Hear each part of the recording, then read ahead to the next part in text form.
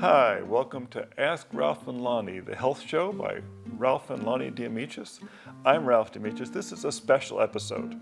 And why? Because it's a particular topic that I feel very strongly about. Wine. Now, it's not that I drink a lot of wine, but recently the World Health Organization came out with a statement saying that no alcohol was good for humans. Now, come on, guys. Really? No alcohol? Forgetting entirely that the body actually manufactures alcohol internally for some very important purposes. Why? Because alcohol is a great cleanser. Also, the humans have been using alcohol and wine for much longer than the World Health Organization has been around. Much longer. They're a relatively recent organization. Wine has been traced back 10,000 years. They're still digging up ancient wineries when they unearth a building or do excavations in the Middle East. I just recently saw something about, in I think Burgundy, they found a 1900-year-old winery during an excavation. You know, they found in China, they found urns and amphora with ancient bits of wine inside of them from 4,000 or 5,000 years ago. Why would it be so important for humans to have wine? Ever since civilization was established, wine has been important. Why? When you go back to ancient times, there was one major blood type. It was called the O, and it's the term for what? Original, the original blood type. In fact, it's interesting that when Columbus and the rest of the group came over to the Americas, almost all of the people in the Americas, the native people, were O blood types, except for two small groups, one in the Southwest and one above the border in Canada. That means all the way from Alaska down to the tip of South America were O blood types. It was the original hunter-gatherer blood types. All the other ones that we have since then have morphed off of there. The thing about the O blood type is they do not have strong immunity. Who has strong immunity? The A blood type, the agricultural blood type. Those are people who could live close together with each other. Now, the problem is when you put people close together, what happens? You get disease. Why? Because people are eating and pooping near each other, and they pollute the water supplies. And when you pollute a water supply, the common term for that is cholera. It's problematic. So the water supplies in any kind of large city was always suspect. It was always potentially dangerous. There's actually a great book by Marquez called Love in the Time of Cholera, because in South America, cholera would show up in all the cities. You know, and this is all, it's a very complicated love story that goes on for many years between several different people in this time when cholera would appear periodically. And one of the people, of course, in there was a physician, so they would have to deal with this. It was an issue as early as into the 20th century, polluted water supplies. Well, the way they dealt with it was they would add some wine to the water.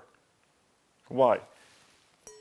Alcohol, that thing that the World Health Organization says is not good for anybody, alcohol helped keep the water supplies safe. Okay?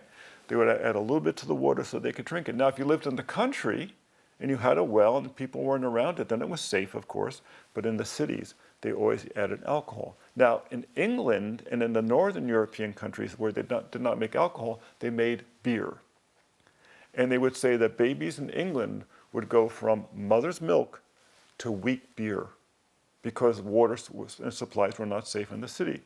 Now, it's interesting that it wasn't until the discovery of the New World when the plant hops was brought back from the New World, from the Americas to England, that it was then added to beer and it acted as a preservative. And they could actually save beer. You see, they used to brew the beer underneath the building, and then they would drink it fresh. It couldn't be saved. It wasn't a potable beverage. It was something that you only could drink it fresh. Wine, on the other hand, because of its alcohol content, but also its antioxidant qualities. It has what's called proanthocyanidins and various different phenols and what we know as resveratrol. Those things prevented the wine from going bad. That and the sulfur compounds, what are called the tannins. The tannins are a sulfur compound found in the skins. That stopped the wine from going bad. So you could put it into a bottle or put it into a keg, more commonly, is the way people would have it, and you could preserve it. It was the only potable beverage other than water. And that's one of the reasons why it was so important. This was the only way in which you could keep your water supply safe. Now, it's funny, I was looking through one of our books, one of our early ones. It's called The 10-Minute Herbalist, where Lahni and I are both naturopathic physicians and professional herbalists and have been, when you go past 50 years, you kind of stop counting. But I was looking through the various different chapters and I'm thinking, well, which ones of these apply to wine?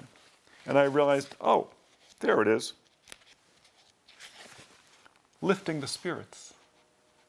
Lifting the spirits. And now remember, that's what they call alcohol. They call it spirits.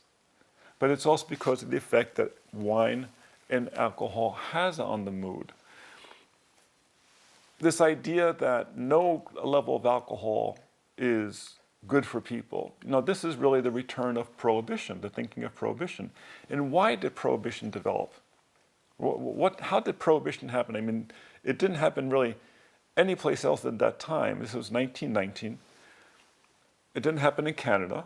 This is why a lot of the liquor was smuggled in from Canada. It didn't happen in Europe. This is why they would send ships over from England and they would dock down in the Caribbean, in the British Islands, and then they would send it up the coast and, they would moor offshore and then people would go out with their boats and pick up liquor, the rum runners. They go out and pick up their liquor and sneak back in and try to avoid the Coast Guard in their very, very slow boats.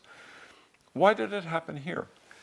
First of all, realize that we are, a country that was founded by the Puritans.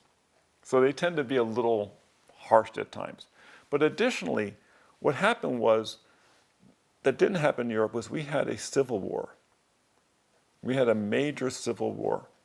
And during the Civil War, more Americans died during the Civil War and were injured during the Civil War than in any other American war because they were on both sides. They were all Americans. They just had a major difference of opinion. But they died on both sides, and many were injured, and many were traumatized. It's interesting, there was a thing years ago that I read a while ago that during battles, during battles, they would pick up guns and they would find out that inside the guns, they had multiple bullets stuffed inside. They had kept loading bullets inside the gun and never firing them. That only a small percentage of the soldiers actually fired their guns. Most of them were so stressed and so frightened, they kept loading the guns but forgetting to fire. These were country boys. They were not sophisticated, highly trained special forces soldiers. They were country boys who were given very basic training and sent out there to shoot at each other. They came back very traumatized. The way they dealt with post-traumatic stress at that time was to drink. And in the years after the Civil War, alcoholism was rampant. Fathers, sons, husbands, brothers would disappear into the saloons and not come back for days. Families became destitute. It was a major, major problem that went on for years. Then after that, as we got to the early part of the 20th century, we had the Spanish-American War. That was not as traumatic, but it was also very deadly because actually more soldiers died in that from disease because they were down in the tropics where problems with malaria and other types of insects were killing soldiers. It was still very traumatic. And then you had the First American War, World War I, right? In the World War I, Americans entered it fairly late in the war, but what happened was when they started coming back traumatized, remember this is trench warfare. It's just the most terrifying kind of warfare you can imagine. I mean, you're stuck in holes and then told to get up and run towards machine guns. It was terrifying. When they came back, they started drinking again. And the problem was, or maybe the reason why Prohibition began, was that the people who were living at that time, many of them remembered growing up in households where fathers and grandfathers had come back from the Civil War and disappeared into the saloons. That demon rum, demon alcohol had caused this. And this was not the first time that hard liquor caused a problem. Realize, hard liquor is a very different situation than wine. When gin was first introduced to England, because remember, gin is they're relatively recent inventions. It's about 1800s. When they first arrived in England, it happened during the Industrial Revolution.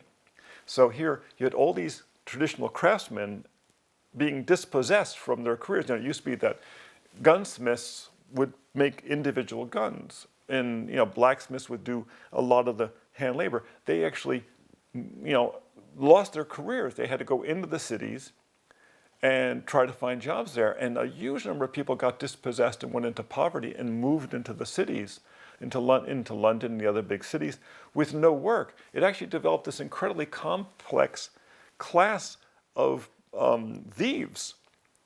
There was like multiple levels of thieves because there were so many of them trying to survive in the city. And this is one of the reasons why they started taking ships of the line, the English warships, putting them in the harbors and turning them into prisons. And then they had discovered, they knew the English didn't discover Australia, but they had claimed it. They said, let's send them there. And they started sending their prisoners off to Australia. Why were there so many prisoners? Because of gin. Because rampant alcoholism became so widespread in England from this introduction of spirits, of hard liquor. So this same thing now is happening in the 1920s, or in the years 1916, 17, 18, in the years right after the First World War. And people freaked. People looked at this and said, this is just horrible. We've got to stop something. And the temperance movement had actually happened at the time of the Civil War, in the years following the Civil War. That's when the movement started because of this same phenomena. And so they got it pushed through the Congress and made alcohol illegal.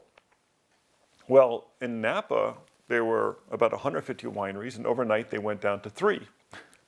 In Sonoma, there were about 100 wineries. They went down to like 3 at the same time. The only ones left were the ones that could make wine for the churches and for the physicians. Those are the 2 places. Yeah, pharmacies could have alcohol. The breweries were all shut down.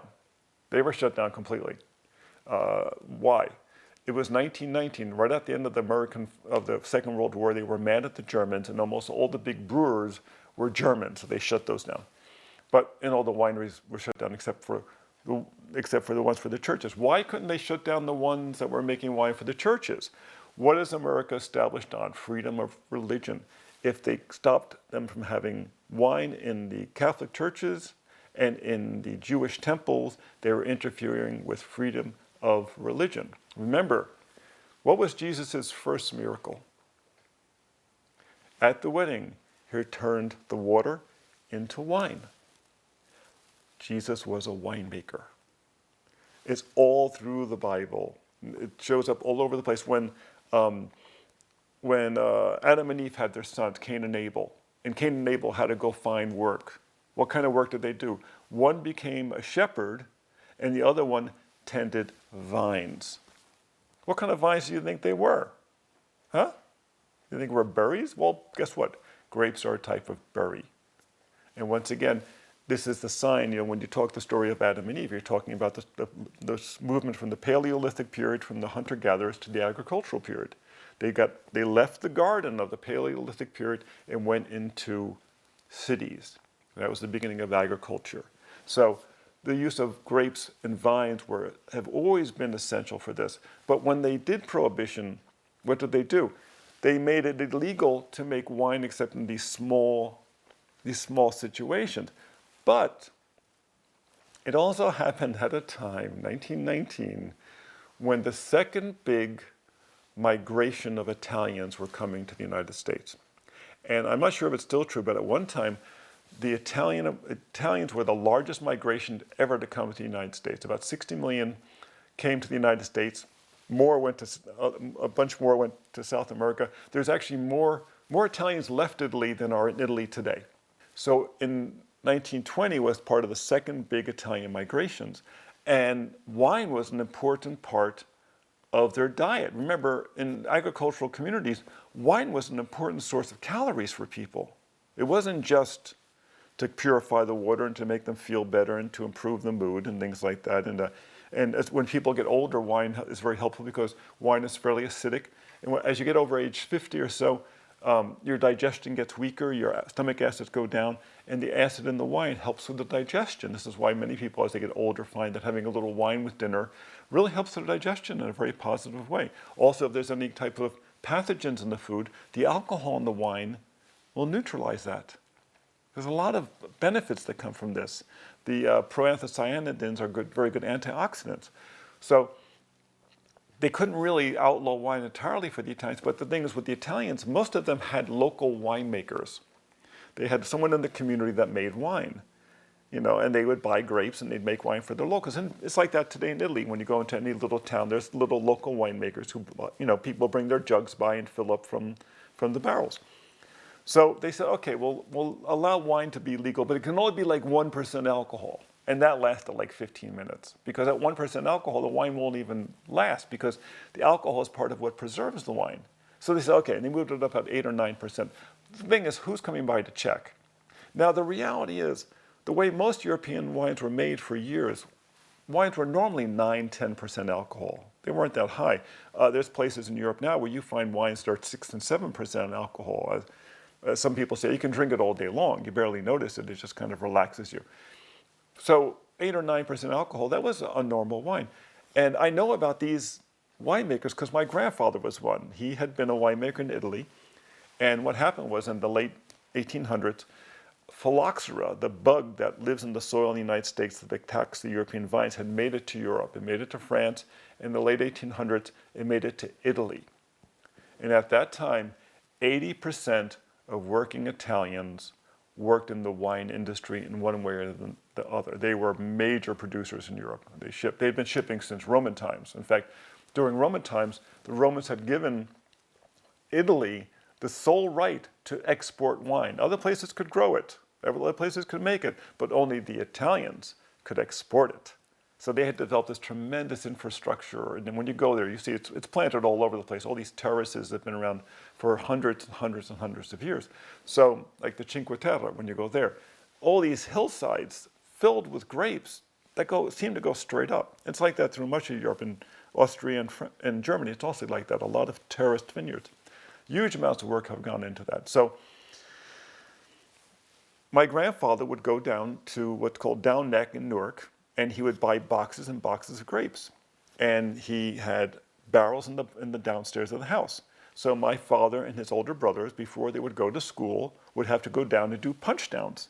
You go down and the grapes are floating on the top, and you go down and push them down into the juice to get the color into the juice. And then during the off season, they would take the barrels apart and scrub them and clean them and put them back together again.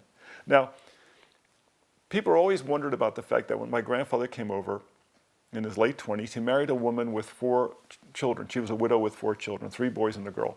They always marveled about this. And I realized years later, he was a winemaker. 3 older boys? Oh my God, this is cheap labor. And then he had 2 more boys. He had 5 boys. He had 5 helpers, and 3 girls total. But they made wine for years and years and years. He made wine for 40 years in Newark, New Jersey, from grapes shipped in from California. So this is why they could make, home winemaking legal.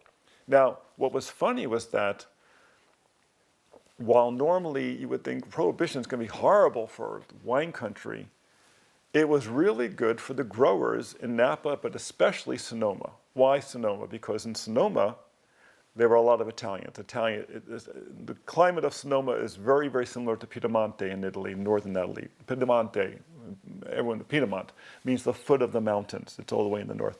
And so they had been filled up with Italians, and still many Italian families there, Italian-American families.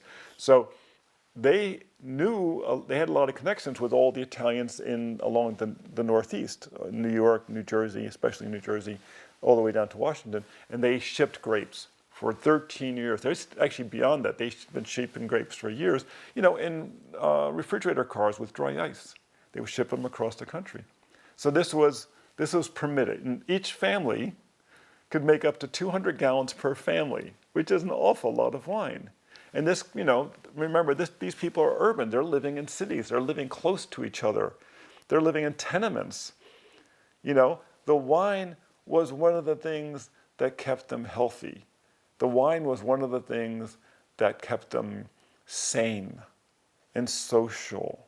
It's a lubricating thing. Now, could people overindulge wine? Well, yeah, but it's a lot harder to overindulge in wine than it is in hard liquor. Much, much harder. Now, during Prohibition, what's the horrible thing about it was that they were trying to stop alcoholism, and it actually increased it. Why? Because making wine illegally is hard. It's a very long process. Fermentation takes you 6 to 8 weeks. There's big tanks. You got to bring all the grapes, and everything's bulky. You got to dispose of the grapes. It's hard. Making liquor is very easy. You need a pile of corn. You need some water and some yeast. A bucket. It breaks down and create the alcohol. And then you need a small still. You could do it in a small room. And then when it's finished, it's much higher percentage of alcohol that goes into little bottles that are easy to transport. So in the course of the years, people moved away from beer and wine, which were relatively healthy drinks. A nice, modest amount of alcohol, a good hydration, proanthocyanidins, relaxants, hops. Hops, for instance, which is used in beer, is a natural relaxant. It actually helps the body, it helps you sleep at night, but it also helps get excess hormones out of the body. It's actually we use that as an herbalist that way. We use it when women have estrogen trapped in their body. We give them hops. It actually helps flush those out of the body. There's a lot of benefits that come with this. Realize that among plants, the ones that are really the safest, that you should not overindulge them, are fruits. Because with most plants, when you eat them, the plants don't really want to be eaten. They're just like us, just like when you're being chased by a bear. You don't want to be eaten. Well, guess what? Think how the broccoli looks when it looks up at you. It doesn't want to be eaten. So there's components within plants that are natural insecticides and natural protectors. Like, for instance, really, don't eat raw broccoli. Please don't eat raw broccoli. People say, oh, it's going to be healthy. No, it's not. Why? Because there's components that are separated in the walls that when you mash them together become quite toxic. It's kind of like making epoxy. You add the two pieces together and suddenly it's strong. That's what happens with broccoli. When you cook and you break things down, you removed a lot of that. Same thing with beans.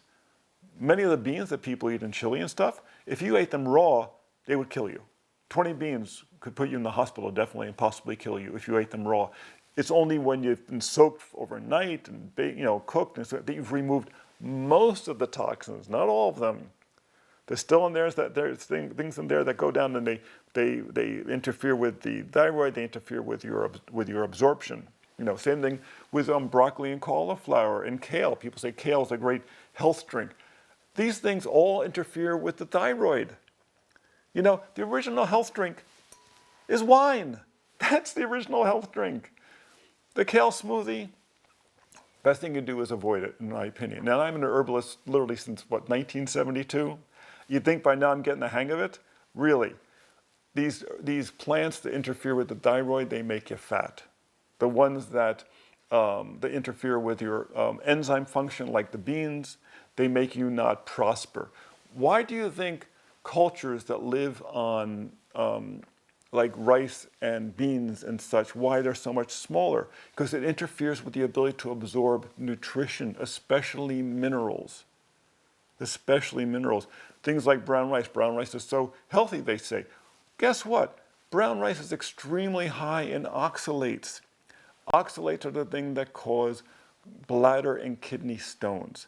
Guess what? They look like little ice pieces, like little pieces of ice, and they get jammed into the joints. When you're having a lot of joint pain, avoid oxalates. You'll find an amazing improvement. Doctors have actually found that about 70% of people have oxalate crystals stuck in their thyroid. Fruits, on the other hand, are actually something the plants want us to eat. Why? Because they want us to take those seeds and bring them away with us and distribute them someplace with a little bit of fertilizer. They love that. So the fruits tend to be the least toxic. You have to watch out when they get to be too sweet. And because sweet is what's killing America today. Because we're designed to like sweet. We're designed to trust sweet. But people are getting so much sweet now that it's making everybody fat and making them diabetic. Why? Because the pancreas is designed to process the sweets, and it was never designed to process the amount of sugar that most people get. Most people get about 110 pounds of sugar a year. 150 years ago, people got about 10 pounds of sugar in the entire year, and most of that was in breads, and usually close to the holidays. Why did people usually have it this time of year, like during the time of the year, during Christmas and such? Because it helps them put weight on during the winter time when they need more insulation. It's purposely taken at this time so that you'll eat stuff and it'll add fat onto you to bring you through the winter time. You know? And if you want to lose the fat, guess what? Avoid the carbohydrates. Avoid the sugar. Don't drink the sugary sodas. Avoid if you really want to lose weight, you get your carbohydrates down below about 50 calories a day. You substitute fats and protein, especially fats, and your weight will come down. And then you can drink a little bit of wine, but not the big reds, the dry whites. The ones we actually love, which is funny since we live in wine country, are about 8% alcohol and have no sugar, and they're delightful. So this was like the long way around about explaining why wine is the first health drink and why the World Health Organization is full of hooey. That's a technical way of saying it. So I'm Dr. Ralph DeAmicis. I want to thank you for myself and Dr. Lahni DeAmicis, my wife and partner in this. This is Ask Ralph and Lahni. You can find us at spaceandtime.com online, where you can find our various different books. And you can also find our astrology wine tasting calendar, which is a pretty unique creation. Until next time, be well and cheers.